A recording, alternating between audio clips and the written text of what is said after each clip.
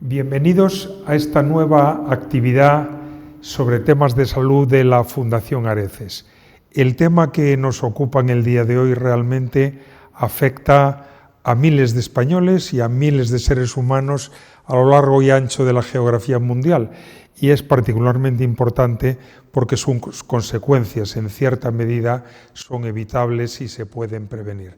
Vamos a hablar de sepsis y entenderemos pronto de qué se trata y cuál es su definición.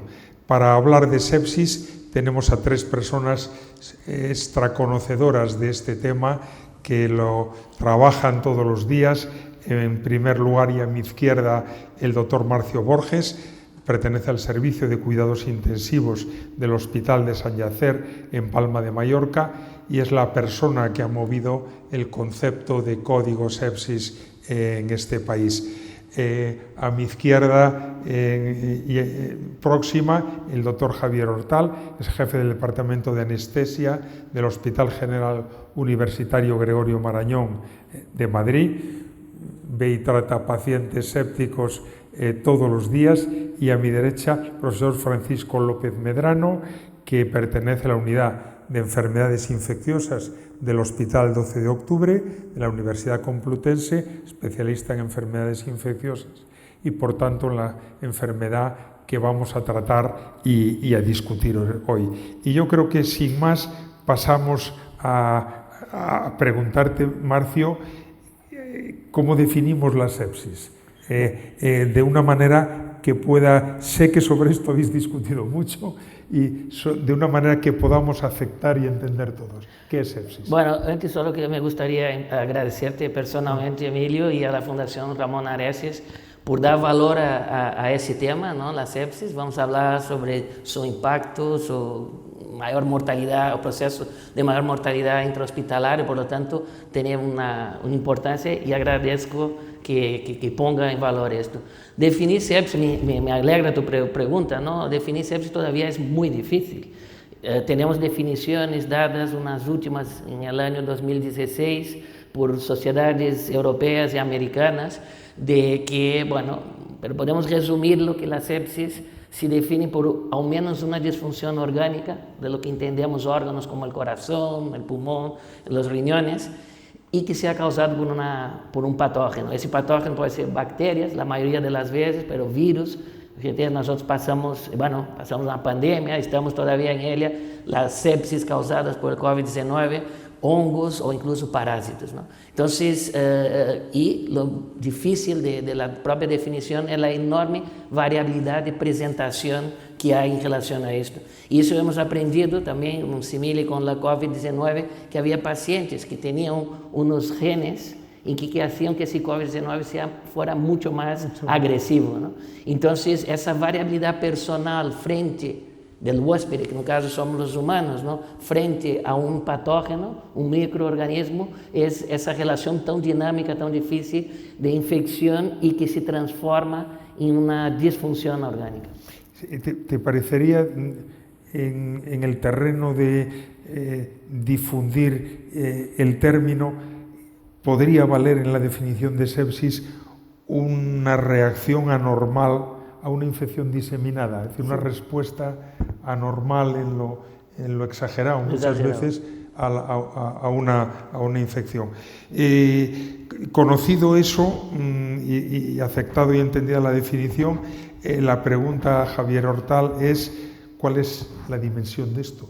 Cuando hemos traído un tema que se llama sepsis a la Fundación Areces, ¿cuántas hay en el mundo y en Europa y en España? También agradezco la invitación. En primer lugar, la sepsis es una emergencia médica con una casuística muy amplia y además se asocia a una mortalidad alta y a una discapacidad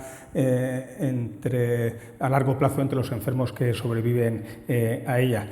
Además, tiene una repercusión importante sobre el gasto sanitario. Se estima que en Estados Unidos aproximadamente condiciona el 6,2% del total de los gastos de las hospitalizaciones. Esto vendría a ser aproximadamente unos 220 billones con B de dólares al año.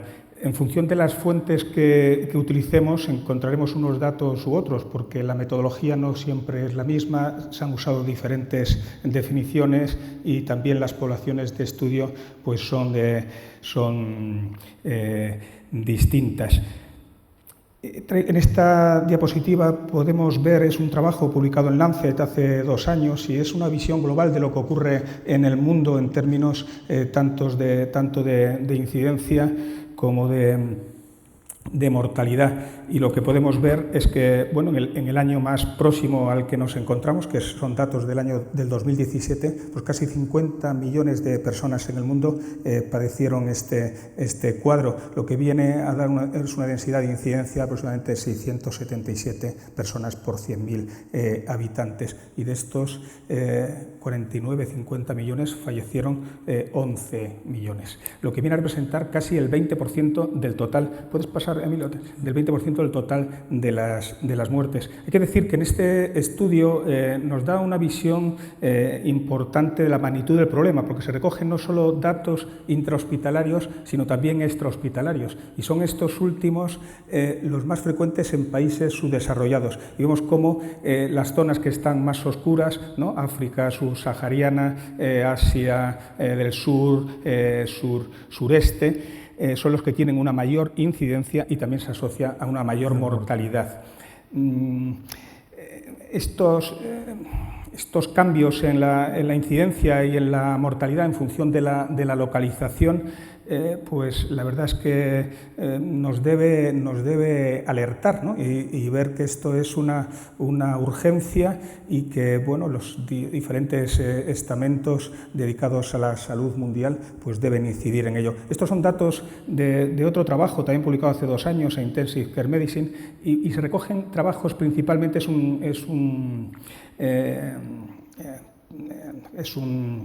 me sale la palabra. Bueno, recoge diferentes, es un estudio multicéntrico, se revisan muchos trabajos y vemos que la mayoría son trabajos de Europa y vemos, por lo tanto, como la incidencia es mucho más baja, 185 episodios por 100.000 habitantes, 58 de estos episodios requieren ingreso en UCI y vemos cómo la mortalidad es alta, casi 1 de cada 3 pacientes que ingresan en un hospital con sepsis fallecen y casi la mitad de lo que ingresan en cuidados intensivos. Estos son datos españoles, digamos, aunque aquí aparece pues lo que ahora no entra en la definición, como es la infección, ¿no? No hay daño orgánico, pero fijamos que la mitad se reparten entre los que presentan sepsis y shock séptico, cómo ha evolucionado y doblando la incidencia a lo largo de los años, cómo tiene una relación clara con la edad. Pasa a la siguiente, por favor. Y vemos cómo la mortalidad se ha disminuido con el paso de los años, pasando en el shock séptico de casi 60% a un 42% y en los pacientes con sepsis de un 50% a un 35%, y cómo esta mortalidad está en clara relación con la edad. Y ya para terminar, vemos lo que condiciona sobre el gasto. Los pacientes con shock séptico pues casi requieren aproximadamente unos 12.000 euros por el proceso, y los pacientes con sepsis pues oscilan aproximadamente entre unos 8.000 euros. Esto viene a ser casi unos 250 millones de euros al año. Parece, los datos de dimensión son impresionantes. Me sorprenden un poco a la baja los datos de coste. Probablemente estén hechos en parámetros de algunos países que no son los Estados Unidos o países con alto coste sanitario, ¿no? Javier, ¿dónde comienza una sepsis? Es decir, ¿y quién debe alertar de que un paciente está séptico y que requiere un tratamiento especialmente rápido? Bueno, a la primera parte de esta pregunta pues podemos darle 2 matices, ¿no? Un primer matiz sería aquel en el que tendría relación con el foco de la infección que va a condicionar la abscesis, ¿no? En qué parte del organismo se encuentra. Sí. En general, en nuestro medio, la mayoría de estos cuadros pues tienen principalmente un origen respiratorio, seguido muy de cerca por la infección del tracto urinario y luego ya la la sepsis abdominal entre estas tres localizaciones vienen a condicionar aproximadamente el 80% de los casos de sepsis. Sin embargo, si le diéramos un matiz en cuanto al lugar en el que se encuentra el enfermo, pues lógicamente la clínica puede empezar en cualquier sitio, tanto extrahospitalario, en la atención primaria o los servicios de emergencias o en el hospital, ¿no? La urgencia, la UCI, la planta. Hay algún trabajo publicado en nuestro medio y la sepsis en el hospital, que es donde se activa a veces, o donde se da primera alerta y se activa el código, el 80% de estos casos va a ser la urgencia, ¿no? Y el 20% restante pues, se reparten prácticamente en igual proporción entre la UCI y la hospitalización. Si habláramos de sepsis que comienza en el hospital en relación con una infección nosocomial, pues estas muchas veces van a estar desencadenadas por los dispositivos, ¿no?, que requieren estos pacientes, y así en la UCI pues tendríamos la neumonía pues, asociada al tubo endotraqueal y la ventilación mecánica, la infección por la sonda vesical y la bacteriemia relacionada con el catéter. Y en cuanto a quién da la voz de alarma, pues generalmente la persona que está más próxima al enfermo, muchas veces pues es la enfermera. Se van a utilizar generalmente escalas que son muy sensibles, hay que tener un nivel un umbral de alarma bajo para que no se escape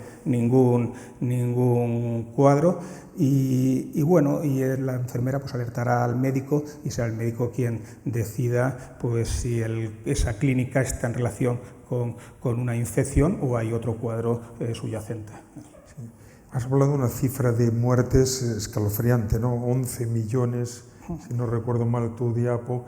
Perdona, ¿quieres comentar? Esa cifra es totalmente infravalorable, ¿no? O sea que cuando comentamos la incidencia, la mayoría de los países subdesarrollados no tenemos ninguna información. Por ejemplo, en uno de los estudios de Fleischmann eran solo 7 países que incluían, ¿no? O sea, realmente no sabemos la dimensión del problema. Piensa que se calcula 2 casos por 100.000 habitantes día. En la India se calcula que son en torno de 30, 40, 50 casos, 100.000 habitantes día. Aquí está incluida la diarrea, malaria, ¿no? Sí. Entonces, realmente no sabemos, esas cifras son muy infravaloradas. Pasó ahora con el COVID-19, que decían en abril que había 6 millones de muertos, ¿no? Cuando se calculó realmente o que pasaba era como 5 veces más. 5 veces. ¿No? Y esto pasa, y este es el gran problema, nos falta una información ¿no?, que nos diga realmente la dimensión de lo que estamos hablando. O sea, que los 11 millones sería claramente una cifra de mínimos. De ahí para arriba. Seguro, sí. Con esa dimensión, Francisco, yo creo que es pertinente el preguntarte cuántas de esas muertes crees o estimas tú. Probablemente nadie haya examinado el dato, pero importa tu aproximación y tu opinión. ¿Crees que son evitables? Y si hay alguien que haya demostrado la eficacia de procedimientos destinados a controlar y a diagnosticar pronto la sepsis.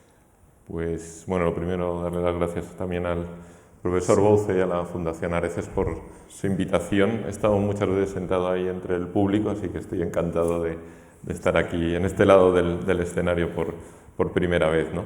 Yo creo que el problema parte de la definición, efectivamente, cuántos son evitables de algo que no sabemos exactamente cuál es su dimensión, ¿no? Yo, ahondando un poco en lo que comentáis, creo que el problema a veces es que la sepsis como tal es un síndrome, no vienen los informes de alta y probablemente no vienen los documentos los certificados de defunción, ¿no? Porque es sepsis secundaria a la infección urinaria, que a lo mejor es lo que aparece en infección urinaria o meningitis, pero no la palabra sepsis como tal, lo cual hace que efectivamente sea difícil de catalogar, ¿no? Y evitables, pues bueno, yo creo que ahora incidiremos más en esto, pues probablemente muchas, ¿no? Yo creo que por eso está muy bien que hayas traído este tema, Emilio, porque efectivamente yo creo que hay que concienciar, ¿no?, al sector sanitario, a los propios médicos, pero también a la población general sobre la importancia, porque realmente yo creo que tenemos herramientas, yo creo que es lo que transmitiría, tenemos herramientas que probablemente están infrautilizadas que permiten disminuir esa mortalidad, ¿no? ¿Quién la ha demostrado? Yo cuando os planteabas esta pregunta, yo creo que el primero que lo demostró fue el romano que dijo ubi pus ibi evacua, ¿no? Pues claro, ahora hablamos del control de foco, pues probablemente el romano que drenó un absceso, que probablemente ya lo hacían los griegos y los griegos lo copiarían a los egipcios, ¿no? Pero la idea es que el que primero controló el foco, ¿no? Bueno, modernamente tenemos estudios, hay uno reciente publicado, ¿no? Que el control del foco, sobre todo en infección abdominal o infección de partes blandas, pues es capaz de disminuir de un 45 a un 30% la mortalidad, ¿no? O sea que mis compañeros intensivistas o anestesistas lo conocen mejor que yo, pero es fundamental. A veces los médicos incluso creo que somos muy antibiótico-centristas y hay otras medidas que son igual o más importantes, ¿no?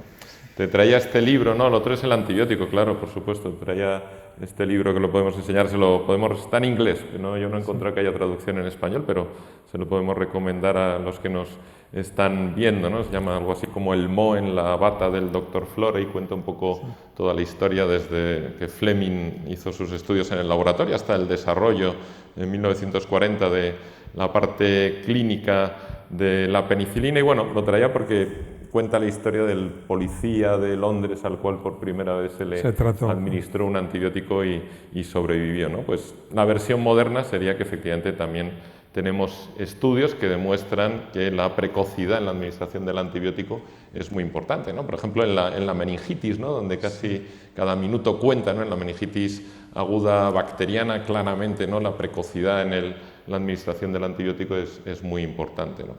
Y la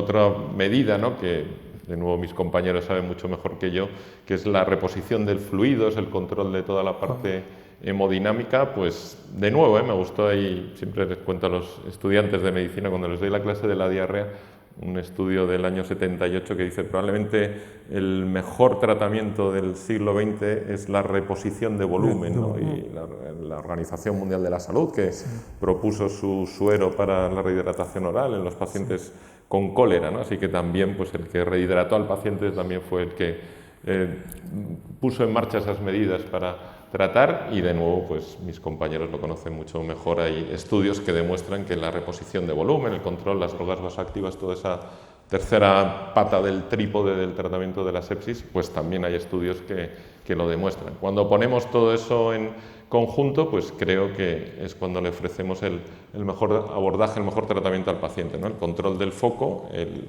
antibiótico, antimicrobiano en general, y el control de la situación hemodinámica del paciente, que disminuya, que se recupere de la hipotensión lo antes posible, ¿no? Y bueno, pues en eso yo creo que estamos trabajando y tenemos margen de mejora, pero yo creo que claramente ha mejorado mucho en los últimos años. Pero sobre eso es una cosa muy interesante para ver la complejidad de todo esto, ¿no?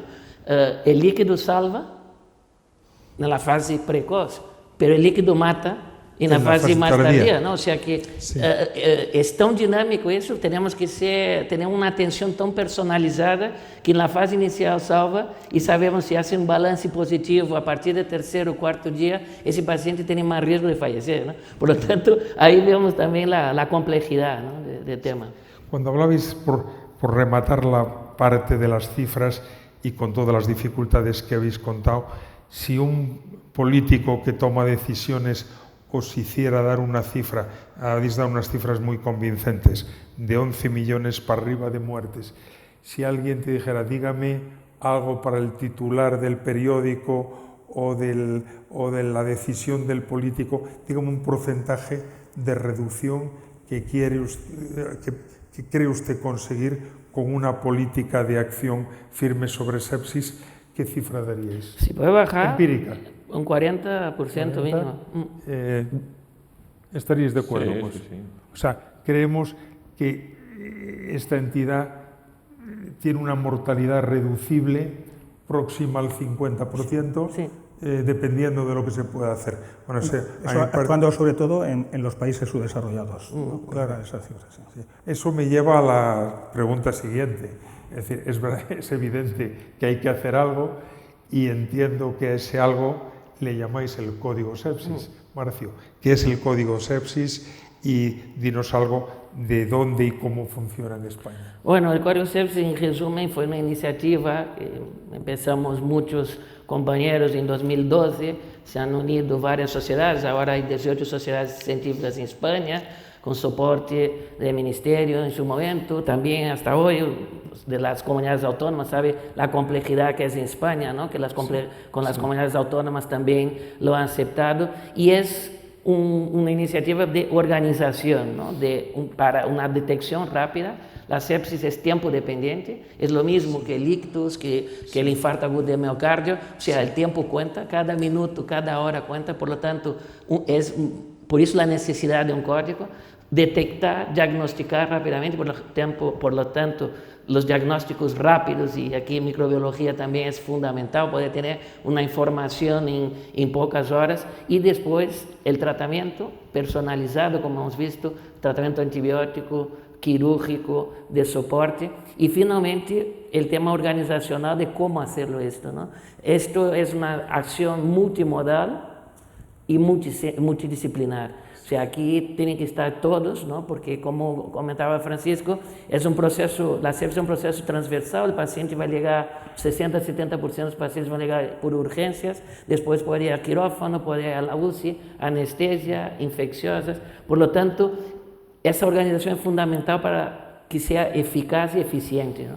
Entonces, ¿dónde se ha hecho eso? Bueno, se ha empezado en muchos hospitales. Nosotros podemos decir que en Europa pues hemos sido y somos pioneros en relación a esto, aplicar, ¿no? Porque en su momento se hizo un documento de consenso, se ha hecho actividades docentes, educacionales, pero lo más importante era, primero, que las administraciones diesen importancia a ello, y segundo, que eso se aplicara dentro de los hospitales y cambiar el paradigma de que trabajar entre especialidades distintas, médicos, enfermeras, y es posible hacer, ¿no? Hay ahora un estudio que publica la SEMES, en que hay 200 hospitales en España ya con protocolos, 200 hospitales ya con protocolos de sepsis en urgencias y código sepsis funcionando en todos los hospitales. Nosotros tenemos una información antes del COVID, ¿no? Estaba en torno de 130 hospitales en España, ¿no? Pensar que, por ejemplo, la Comunidad de Madrid, donde estamos, ya está dentro del contrato programa, o sea, los hospitales en la Comunidad de Madrid tienen que tener su código sepsis. Y vamos a otras comunidades, o sea, prácticamente todas las comunidades en España tienen un programa de sepsis. ¿Qué pasa? Que claro, hay comunidades que están más avanzadas y otras que han hecho un documento, y a la hora de aplicar. ¿Y por qué es difícil aplicarlo, no? ¿Por qué es difícil? Porque exige mucha humildad de todos, exige coordinación de la actividad, exige procesos que ya están siendo hechos y coordinarlos para que entre dentro del código, por ejemplo, los PROAS, ¿no? O los equipos de rápida intervención.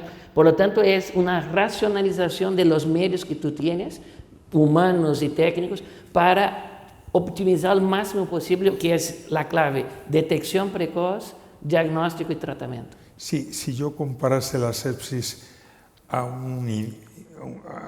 los incendios, el código sepsis es el servicio de bomberos, sí, más o menos. Sí. Vale, y cuando hablas de España, el concepto originariamente es español, y el papel que entiendo que ocupa España es muy prominente en la aplicación de este código sepsis. Sí, nos comparamos favorablemente incluso con otros países europeos. Sí, sí, tanto que en 2017, cuando la Organización Mundial de Salud, todos los países firmaron que había que tener un código, un programa de sepsis, Europa se empezó en 2017, o sea, y nosotros en España éramos los que estábamos más organizados, ¿no? Después estaba Alemania, Inglaterra y Italia, ¿no? Y Suiza. Los restos de los países no tenían nada. O sea, nosotros ya teníamos un documento de consenso, ya estábamos haciendo el tema educacional, ya estaba aprobado por el gobierno de España en ese momento, por lo tanto podemos decir esto. Y que ahora hablaremos después un poco, este concepto del código realmente es un poco distinto de lo que se han planteado en otros países. Otros países plantearon UCI y urgencias, ¿no? Aquí sí fue desde el primer momento todas las especialidades, porque podían tener, por ejemplo, oncología, hematología, entraron desde el inicio, urología, ¿no? Y después sociedades como la de economistas de salud, de informadores de salud. Una de las sociedades más activas dentro del código es la SEDISA, la Sociedad de Directivos de Salud. Ahora mismo estamos preparando o que es la encuesta para saber cómo estamos en España, ¿no? Y al final de noviembre vamos a tener información de todos los hospitales de España que tenemos y cómo estamos, ¿no? ¿Cómo documentáis? Es decir, yo me pongo en la posición de los políticos que hayan tomado esa decisión de apoyar un código sepsis. Supongo que se parte de unas cifras de la realidad de sepsis y su mortalidad. Cuando ya lleváis la experiencia que lleváis, ¿cómo se demuestra el impacto? ¿Cuáles son los indicadores que con precisión os permiten ahora decir este ha sido el resultado?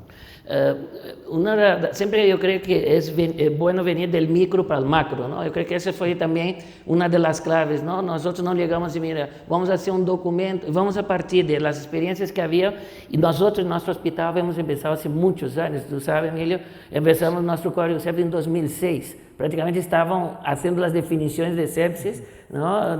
Y empezamos a hacerlo. ¿Qué hemos visto a lo largo del tiempo, ¿no? Primero que es un proceso complejo, voluntario de la gente, o sea, de educacional, pero claro, cuando los directivos ven, ¿no? Que ven la incidencia.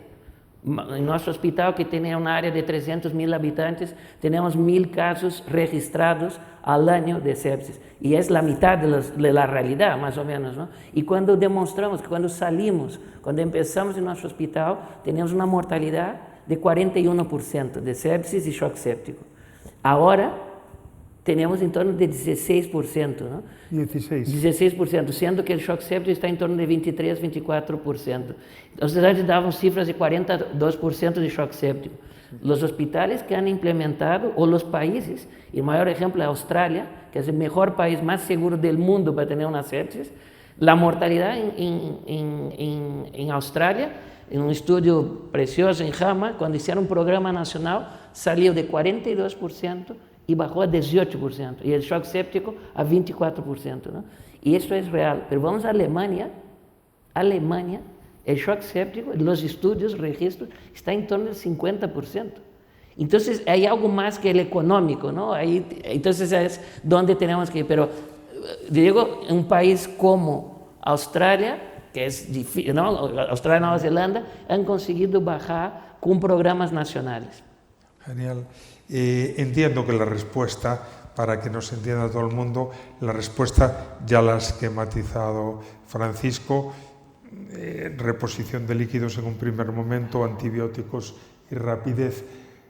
Cuéntanos cosas, Javier, sobre qué es esto de la reposición de fluidos y de qué se trata, de qué hablamos. Bueno, la hipoperfusión, la hipotensión arterial que presentan los pacientes sépticos va a estar originada por una distribución anómala de la volemia. Los pacientes van a tener vasodilatados tanto su territorio arterial como venoso, además van a tener un daño en el endotelio que va a originar una fuga de los fluidos, por lo tanto hay que rellenar este espacio vascular. Hay recomendaciones en cuanto a cómo hacer esta reposición de fluidos, recomendaciones que están basadas principalmente en la práctica clínica, y por esto hay mucha controversia porque hay poca evidencia científica a favor de estas recomendaciones. Pero hay que centrarse en tres aspectos. En primer lugar, en la carga inicial que hay que hacer. Hay que ser rápidos en la actuación. Se recomienda hacer una carga de, por dar una cifra, 30 mililitros por kilo. Estamos hablando de una persona, un adulto de 60-70 kilos, casi hacer una reposición de 2 litros de cristaloides en las primeras 3 horas, teniendo en cuenta que hay determinados pacientes que tienen patología de base a nivel cardiológico o a nivel renal, en la que, bueno, esto habría que individualizarlo, ¿no? Una segunda parte es que antes ya Marcio comentaba algo, porque hay que tener en cuenta que es deleteria también a veces la sobrehidratación. Si el paciente sigue hipoperfundido, generalmente ya va a necesitar ingresar en una unidad de cuidados críticos y por lo tanto pues vamos a tener la posibilidad de monitorizar a este paciente y ya seguir una terapia guiada por objetivos. Hay parámetros que consideramos dinámicos, el volumen sistólico, el gasto cardíaco, la variación del volumen sistólico, la integral velocidad-tiempo, tiempo, bueno, ciertos parámetros que podremos medir y nos van a dar una idea de la necesidad o no de fluido.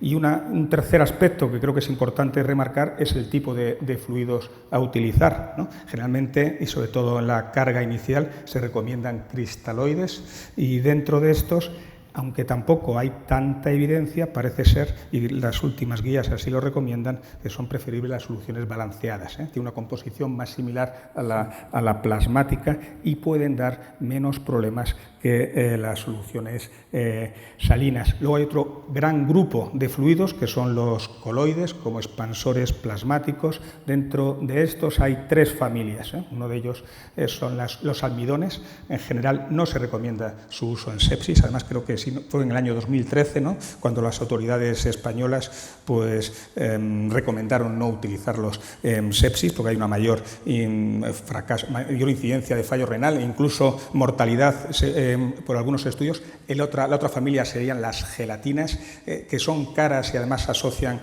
a mucha reacción anafiláctica y tampoco han tenido un impacto sobre la mortalidad. Y el tercer grupo sería la albúmina, de la que, bueno, desde que yo era residente, pues siempre ha estado muy controvertido su uso, pero hoy en día parece que hay evidencia en cuanto a su uso en los pacientes en los que ya se ha hecho una gran reposición con cristaloides, pero siguen teniendo un déficit de fluidos. En general hay que individualizar la reposición de fluidos, y al principio hay que cargar a estos pacientes y muchas veces, y luego a continuación hay que poner diuréticos para sacar volumen por el efecto deletérea que estos pueden tener, ¿no?, sobre los pacientes. Si te he entendido bien, muchos líquidos, bastante deprisa inicialmente sí. Y fundamentalmente cuando hablamos de cristaloides hablamos soluciones balanceadas. Sí.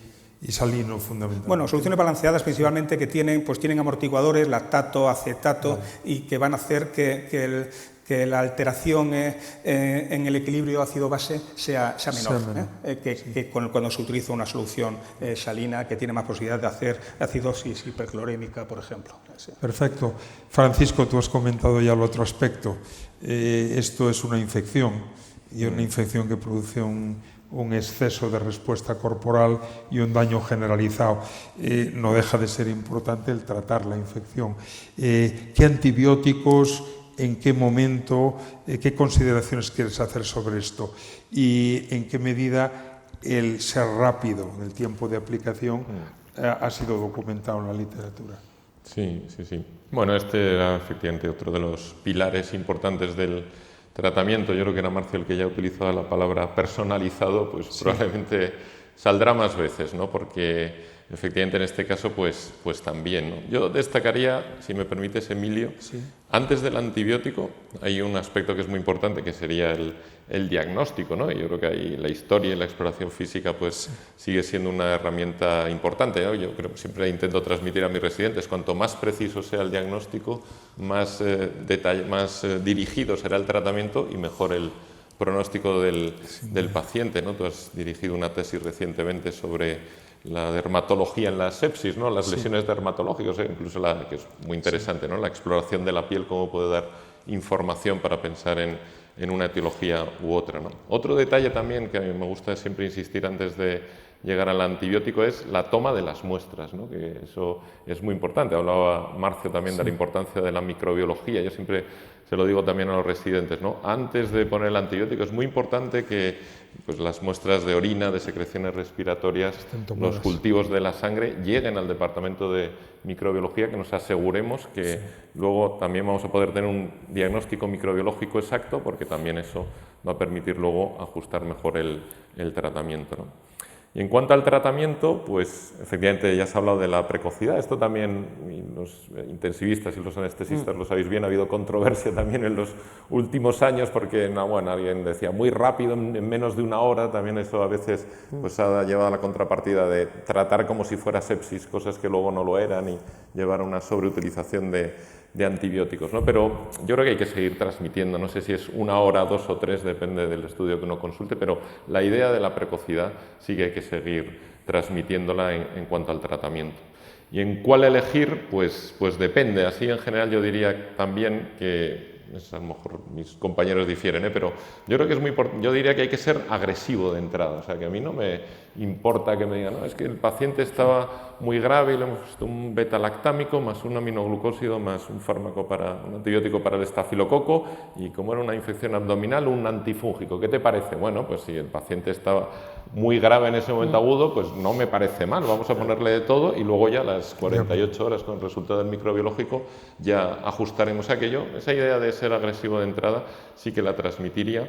Y creo que ahora tenemos otra arma que es muy importante, que es la historia clínica. Y, por ejemplo, en la Comunidad de Madrid tenemos la posibilidad de acceder a la información del paciente con independencia del hospital donde haya ingresado y su historia de atención primaria, ¿no? Así que a la hora de elegir un antibiótico, el ver qué infecciones ha tenido previamente el paciente, qué ingresos ha tenido previamente, es muy importante. Y ya por último, la epidemiología local de cada hospital, ¿no?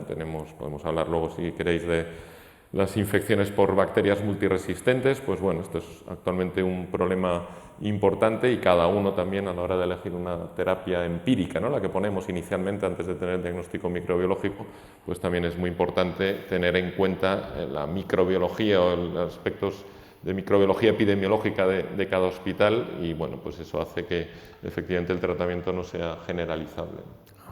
Has mencionado repetidamente el diagnóstico etiológico y Marcio ha mencionado desde el principio que el código sepsis es el conjunto de las respuestas que cualquier sanitario puede dar al servicio de resolver este tema.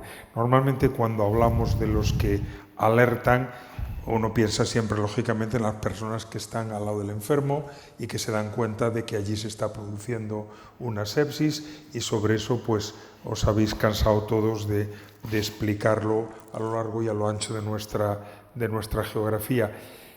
A mí me parece que ha quedado un poco menos explicado el papel que pueden tener servicios que no están representados por un médico que está al lado de la cama del enfermo en la alerta del código sepsis.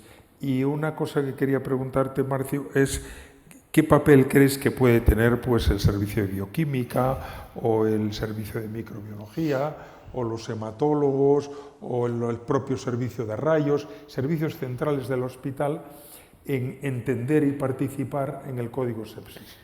Como digo, desde el inicio, esta fue una de las batallas, ¿no? Porque algunas sociedades, incluso la mía, la sociedad de intensivos, tenía una visión muy centralista del proceso, ¿no? Entonces, claro, cuando vemos 70% están en urgencias, o sea, si tú no tienes servicio de urgencias, ¿quién va a ver primero el paciente? Las enfermeras, la mayoría de las veces, o sea, si la enfermera no piensa que puede haber un código, eso se retrasa. Y después, por supuesto, los servicios centrales son claves, o sea, que radiología, en ayuda de diagnóstico precoz, y después, por ejemplo, laboratorio y microbiología.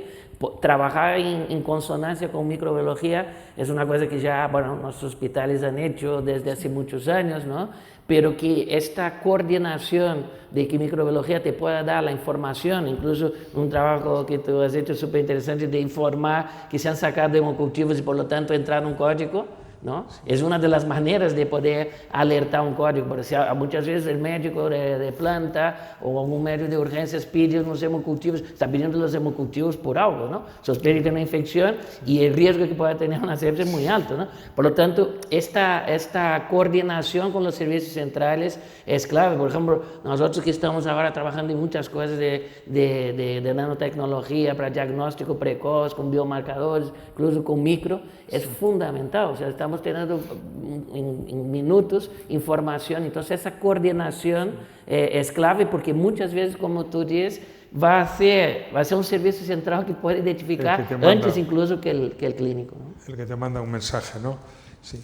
Y una pregunta es, estamos ante una infección, ante las consecuencias generalizadas de esa infección y la mala respuesta a la misma.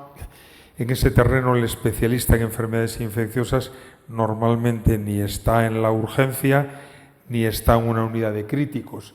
Y yo creo que son una de las entidades que ha puesto un poco en cuestión cuál es el papel de los especialistas en enfermedades infecciosas en este tema tan fundamental. ¿Cómo lo ves tú, Francisco?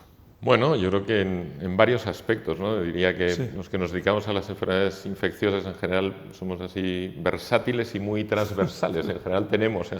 Sí, es Buena verdad. relación con todos los servicios que nos rodean, ¿no? Diría, por ejemplo, algo que yo creo que también es importante, que sería la prevención, por ejemplo, ¿no? O sea, que intentar que el paciente no llegue a la sepsis, pues en el caso de las infecciones adquiridas en el hospital, todas las medidas de prevención de infección nosocomial en relación con medicina preventiva y con las comisiones de infección hospitalaria, pero yo creo que ahí tiene una labor importante el infectólogo.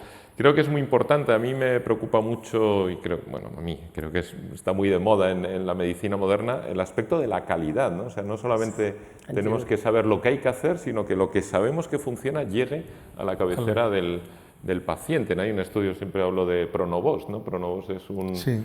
anestesista, creo que es del hospital en Baltimore, en Estados Unidos, y bueno, pues demostró que con 5 medidas que se sabe que funcionan para evitar las infecciones asociadas al catéter, pues conseguir que en las unidades de cuidados intensivos y en los servicios de reanimación eso se hiciera correctamente, ¿no? Ese aspecto de que lo que sabemos que funcione llegue a pie de cama, creo que es una parte muy moderna de la medicina que también tenemos que mejorar. En ese sentido hay que hacer protocolos y yo creo que hay también la labor del infectólogo de difusión, de casi una labor docente, creo que también es muy importante, ¿no?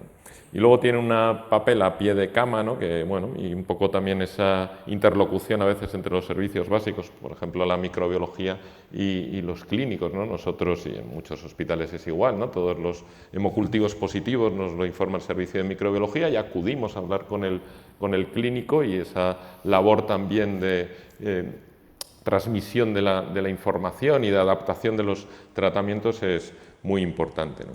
Y luego comentaba Marcio el aspecto de los PROA, ¿no? PROA, bueno, es una palabra que en España ya ha trascendido, ¿no? Se ha quedado con esa idea de PROA son programas de optimización del tratamiento antimicrobiano, ¿no? Hemos dicho antes que no pasa nada por ser muy agresivo de entrada, pero lo que no puede ser es que luego lo que se obtenga en el homocultivo o en la orina sea una bacteria sensible a un antibiótico con un espectro reducido y el paciente siga, vamos a decir, con el superantibiótico durante 15 días que no le hace falta y que va a generar resistencias, ¿no? Entonces, bueno, un poco surgieron esa idea de que hay que controlar, que hay que cuidar los antibióticos, yo diría, ¿no? Que hay que cuidarlos, y bueno, pues ahí también el infectólogo tiene una labor de adaptación, de cuidado del antibiótico, ¿no? Yo siempre me gusta también decirle a los estudiantes que cuando uno pauta un hipotensor, pues se lo pauta a un paciente. Si no se lo toma, pues lo hace mal, pues le importa al paciente y en todo caso a su familia, ¿no? Pero que cada vez que uno pauta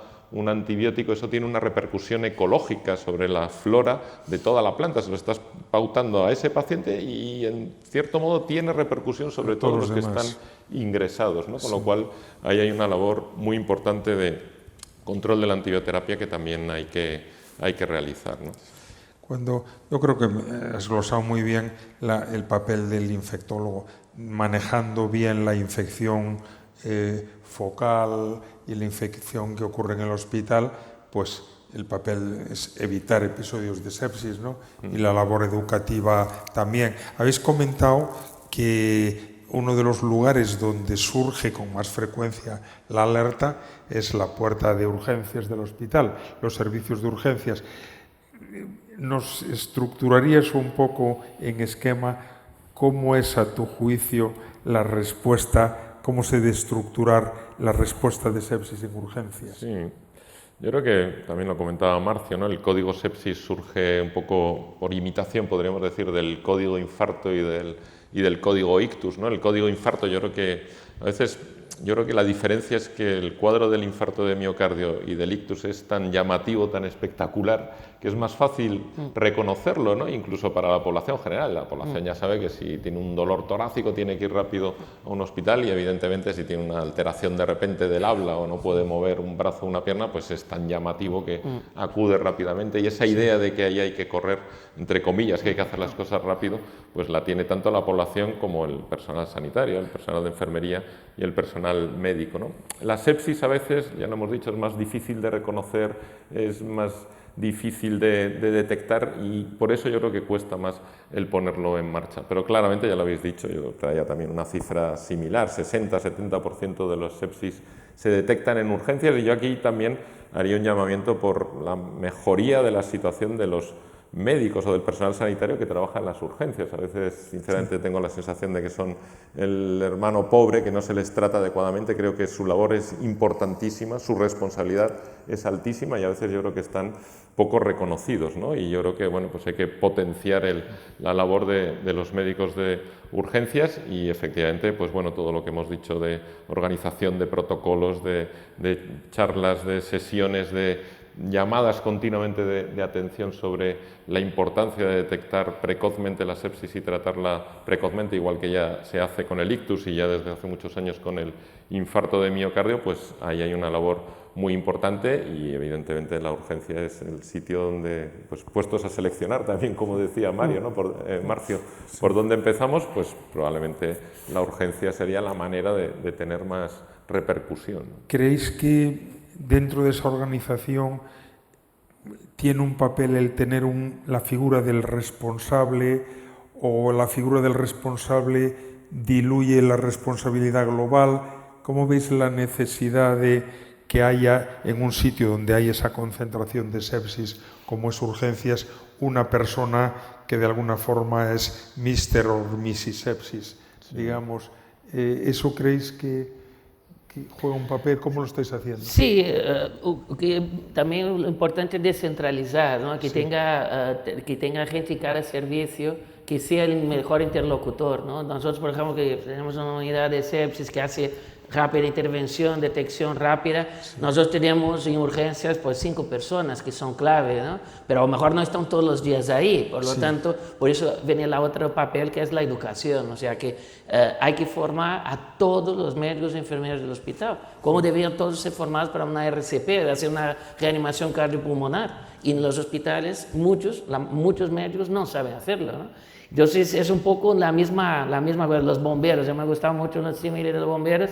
Entonces tener responsables, sí, hay que tener responsables, porque si no también se diluye, nadie es responsable de nadie. Sí que hay que tener liderazgo, pero bueno, el liderazgo puede ser una persona, puede ser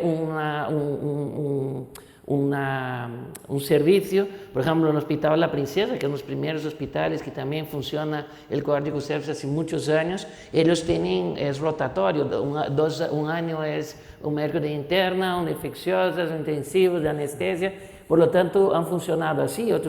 Entonces, el liderazgo yo creo que es importante, porque sí que tiene que haber una responsabilidad en relación a esto, pero que después lo más importante es que cuanto más gente esté involucrada, más servicios estén involucrados, que participen en la toma de decisiones, por ejemplo, eso es fundamental. La historia, yo creo, del código sepsis en España es la historia de un éxito.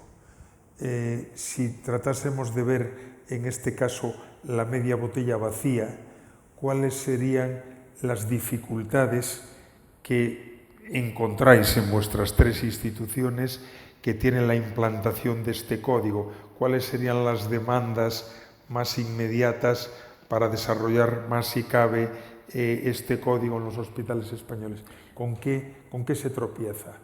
Se tropieza, yo digo, la parte personal, ¿no? O sea, que los personalismos muchas veces para implementar procesos transversales es muy complicado.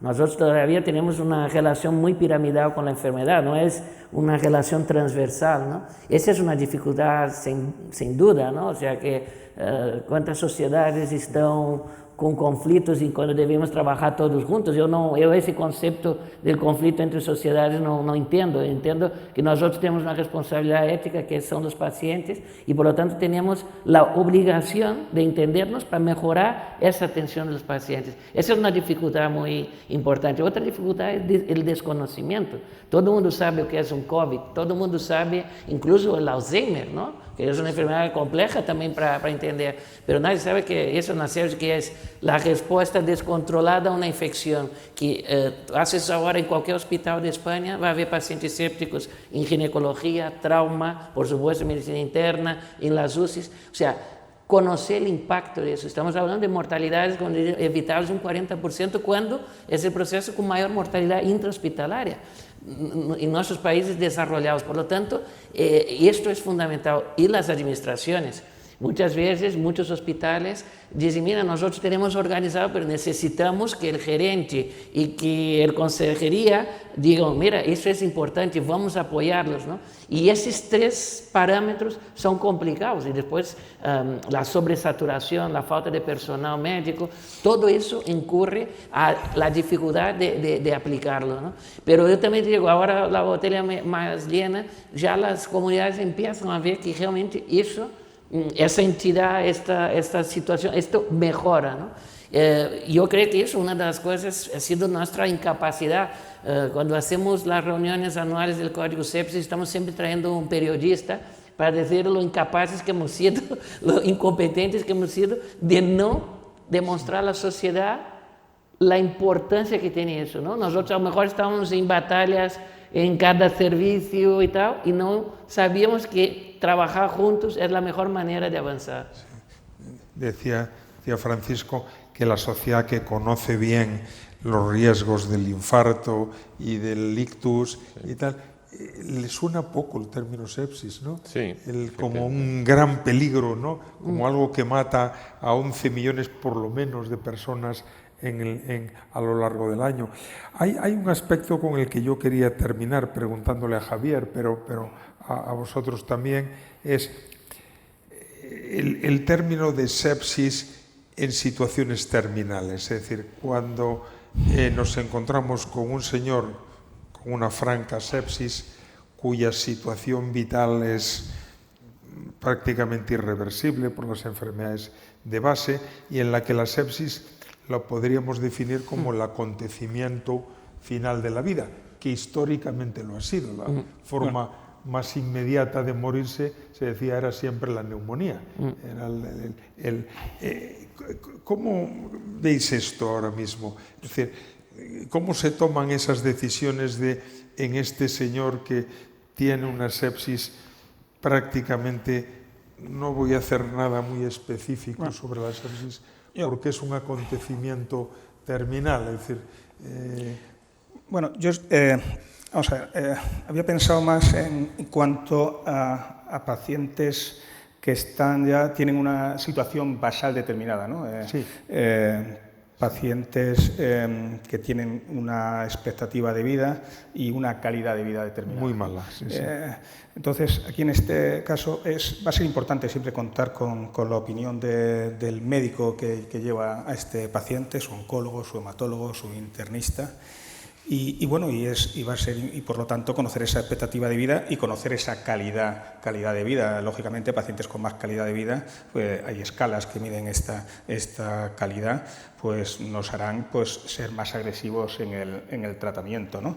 Y además yo creo que es importante que el médico que va a recibir a este enfermo en la urgencia, en la UCI, tenga esta información. Por eso yo creo que es importante que el médico habitual lo deje reflejado en la historia clínica, tanto la expectativa de vida como la calidad de vida que tiene este paciente. Y el otro gran aspecto sería el tipo de sepsis que presenta, ¿no? Y la posibilidad de control del foco que hay. No es lo mismo una sepsis urinaria en un paciente con un cáncer de colon con metástasis, que probablemente se beneficie y mejore rápidamente con una fluidoterapia, con una terapia vasoactiva, con unos antibióticos, y de 24 o 48 horas puede estar fuera de la UCI, a pesar de que tenga un proceso oncológico importante, que el paciente que presenta un cáncer de pulmón ya muy extendido y que hace una neumonía complicada con un distrés, y probablemente en este paciente hay que plantearse el no intubarle, no someter la ventilación mecánica, porque estarías alargando la agonía, ¿no? del paciente y de la familia. Y dentro de esto, pues si se considera que el paciente tiene que ingresar en una unidad de críticos, pues también hay que poner techos, ¿no? Hay que poner un techo terapéutico, saber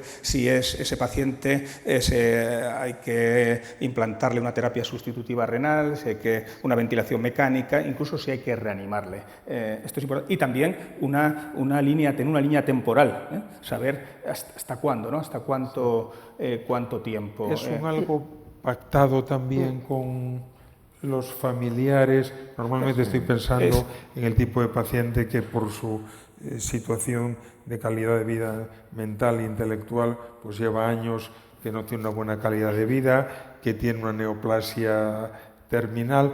¿En qué medida debe influir en esa decisión de manejar las cosas de una forma u otra la familia? No, vamos, como decía Javier, es fundamental, ¿no?, tener en cuenta esos pensamientos y esa información y también los deseos del propio paciente, ¿no? Ahora hay también documentos de voluntades anticipadas que cada vez se pueden utilizar, que se pueden acceder de manera informática. Yo diría también que otra de las cosas que ha mejorado mucho en los últimos años, que son los servicios o las unidades de cuidados paliativos. Sí. A veces nosotros nos toman el relevo en el pasillo, decimos, bueno, este paciente ya lo vais a ver vosotros, no lo vamos a ver nosotros, no vamos a iniciar tratamientos antibióticos o medidas de soporte futiles, y bueno, pues efectivamente esa labor también es importantísimo, ¿no? Yo creo que las unidades de cuidados paliativos, el acompañamiento en la etapa justo previa a la muerte y que los pacientes fallezcan en unas condiciones adecuadas y sin dolor, es algo que ha mejorado muchísimo y que es muy importante. Creo que has puesto un ejemplo que representa muy bien lo que comentamos. No es nada raro que en determinadas situaciones se vean solicitudes de hemocultivos de unidades de paliativos, ¿no? Y desde luego porcentajes altos de gente en tratamiento antibiótico. Quizás, bueno, es un terreno que, os lo pregunto especialmente, en tiempos hicimos una jornada entera de discusión del uso de antibióticos en paliativos, y la conclusión final no era muy estricta, era, bueno, pues es el resultado de la discusión entre el paciente, la familia, los médicos, y normalmente pues no hay unas líneas muy claramente establecidas, ¿no? Quería preguntaros ya para terminar, ya os dejo tranquilos y en paz, ¿qué más queréis comentar sobre esto? ¿Qué hay que quisierais transmitir que no se me ha ocurrido preguntaros? Es decir... Bueno, hemos tratado muchos aspectos, ¿no? Es decir, un poco para el futuro. Habría muchas cosas que comentar, pero yo me gustaría destacar dos, si me permites. Uno que ya lo he medio comentado, ¿no?, que sería lo de la calidad. Yo creo que eso es fundamental, ¿no? Ya no vale... Yo estudié medicina en la época de la medicina basada en la evidencia, ¿no? Los ensayos clínicos hay que saber ya, pero si los ensayos clínicos concluyen que algo funciona, pero luego no lo estamos aplicando a los pacientes, eso no tiene sentido, ¿no? Con lo cual, yo creo que ese es un aspecto muy importante, que midamos lo que estamos haciendo, ¿no? Cada servicio, cada departamento, cada unidad o cada hospital tiene que medir sus propios resultados, ¿no? Y bueno, no me importa tanto la sepsis, en este caso, en el mundo para mis pacientes concretos, sino cómo lo hacíamos el año pasado y cómo hemos mejorado en este año, ¿no? Yo creo que ese aspecto es muy importante, ¿no? Y luego hay otro aspecto que yo creo que también con el COVID hemos aprendido mucho, que yo he aprendido mucho de inmunología, la verdad. Yo creo que también esa idea, que yo creo que también es moderna, de las enfermedades infecciosas, ¿no? Que por una parte, por supuesto, está el microorganismo, pero también la respuesta del propio paciente, ¿no? Y realmente a mí me gusta ver las enfermedades infecciosas como una interacción, casi diría, entre dos seres vivos, entre comillas, ¿no? Entre el microorganismo que produce la infección, pero también el huésped. Por eso es tan variada a lo mejor la clínica, ¿no? Porque es la interacción la que da lugar. Y en ese aspecto tiene mucha importancia la parte inmunológica, ¿no? Y bueno, es verdad que antes utilizábamos esteroides, por ejemplo, ¿no?, para intentar disminuir esa respuesta descontrolada que comentaba Marcia al principio, que se produce con la sepsis en algunas infecciones, pero claramente yo creo que con el COVID hemos avanzado mucho y estamos utilizando, más allá de los esteroides, otros fármacos que llamamos inmunomoduladores para intentar disminuir esa respuesta descontrolada. Hablaba Marcio de la posibilidad, ellos están trabajando, ¿no?, en medir determinados parámetros que permitan desde el punto de vista inmunológico saber exactamente en qué situación está el paciente, ¿no? O sea que yo creo que en ese aspecto también en el futuro vamos a avanzar mucho y es un aspecto muy, muy novedoso y muy interesante, la verdad, muy motivante. Buen mensaje. Javier. Bueno, yo creo que se ha comentado casi todo. Probablemente incidir en algo que comentaba Francisco. La mayoría de las sepsis hemos visto que se detectan en la urgencia. En la urgencia, los que de vez en cuando pasamos por allí, se trabaja es de una forma muy complicada. Hospitales de nuestro entorno, como es el 12 de octubre, el Gregorio Marañón, La Paz, otros hospitales grandes, es difícil muchas veces para incidir. Muchas veces, otros códigos de los que hemos hablado, el código infarto, el código ictus, sí, efectivamente está la clínica y el paciente, la sociedad lo conoce, pero también probablemente sea más fácil organizarlo, ¿no? Y luego, pues también incidir en algo que se ha comentado, y bueno, es algo lo que pues llevamos mucho tiempo trabajando, sobre todo lo que hacemos, estamos en críticos, pues en la prevención de la infección, ¿no? Como y no llegar a la situación de sepsis y shock séptico. Estupendo. Bueno, yo diría por dos lados, ¿no? Uno es la globalización, ¿no? Ahora con el sepsis estamos muy contentos que hacemos una internacionalización, Portugal, Turquía, Italia, Latinoamérica. Ya tenemos la primera reunión con Colombia, que empieza su código sepsis, con México, ¿no? Entonces, incluso la OMS, que comentaba antes, que hace años han hecho una propuesta y no se ha hecho prácticamente nada, ¿no? Y que vamos a poder trabajar juntos con esa idea, ¿no? De mínimos y máximos, mínimos todos los países que se pueda llegar, ese concepto de trabajar rápido en conjunto, y después, por supuesto, en los países en que tenemos más recursos. Y aquí llega la palabra que es innovación en tecnología, ¿no? O sea, nosotros no sabemos cuántas sepsis hay. ¿Por qué? Porque estamos medindo con palitos, ¿no? Y claro, hoy en día estamos en la era de la información, de los datos. En cualquier país del mundo hay datos, ¿no? La gente tiene su móvil, los propios hospitales. Entonces, esta es la gran revolución, ¿no? La revolución tecnológica que va a llegar, que pues, suplanta esas dificultades que tú decías, las propias dificultades humanas, ¿no? Nosotros, para diagnosticar una sepsis, cogemos una serie de variables, vemos el paciente y hacemos una toma de decisiones, ¿no? Pero vemos siempre de una manera parcial, ¿no? Con pensamiento que llamamos lineal. Claro, las máquinas, la inteligencia artificial nos aporta muchísimo más información, más rápida, cosas que no vemos, ¿no? Entonces, tendríamos que incorporarla siempre con cuidado y con vigilancia, y siempre el médico va a tener, ¿no? el papel principal, pero si la tenemos, si estamos dando en todas las líneas del pensamiento, la medicina está siendo todavía el reducto en que la inteligencia artificial más está tardando en llegar, obviamente, porque aquí estamos hablando de vidas humanas, no es una cosa política, una cosa económica o de un banco, ¿no? Son personas, son vidas, pero la tecnología ya está aportando, porque ya tenemos experiencia con ello, nos vamos a saber cuántas sepsis hay, qué pacientes pueden tener sepsis. O sea, los estudios con inteligencia artificial, nosotros ahora, como decimos, diagnosticamos sepsis con 6 variables.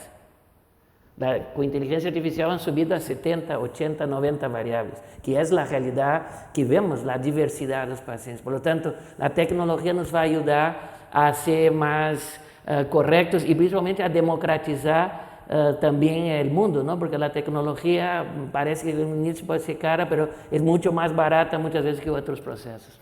Si tuvieras que responder con una cifra a el hit parade de código sepsis y los países del mundo, ¿qué número le pondrías a España? Joder, que claro, eso es un poco difícil de decir. Hombre, estamos... Es subjetivo. Es subjetivo. Francia tiene, Suiza, Inglaterra, pero también son códigos distintos. Inglaterra ha hecho un código muy de tener carteles en las calles, que la gente, ¿no? Pero que a veces en el hospital no ha llegado, ¿no? Sí. Quizás donde más haya llegado es Australia, sí. ¿No? En UCIs, tampoco en todos los hospitales. Alemania, por ejemplo, tiene el soporte de código sepsis de Mercedes-Benz, de Deutsche Bank. Nosotros en España eso no hemos llegado, no hemos sabido hacerlo, ¿no? Y probablemente sea un paso más, incorporar pues, las instituciones privadas, también otras públicas, a trabajar en esa línea. Y aquí invito que la Fundación Areces pueda también participar, que sería... Sepsis. Fenomenal, pues tomamos esa palabra. No me queda más que agradeceros el esfuerzo de haber estado hoy con nosotros. Parece que habéis clarificado muchísimo la situación de un problema de salud que primero se conoce mucho peor que problemas que cuantitativamente son muchísimo menores, que habéis dejado claro que la población tiene que participar más y más en esta alerta generalizada a algo que tiene la ventaja de que es potencialmente mejorable con cifras extraordinarias, que habéis contado y que yo creo en el que España pues ha ocupado, gracias a los que estáis aquí y a mucha más gente, ha participado de una forma importante desde el principio y se puede enorgullecer de tener un código sepsis pues de los más Los 5 primeros. de los 5 primeros, que era el número que no me querías dar. Pues muchísimas gracias a los tres y hasta la próxima Muchas vez. gracias. Gracias. Nos veamos por aquí. Gracias por la invitación. Gracias.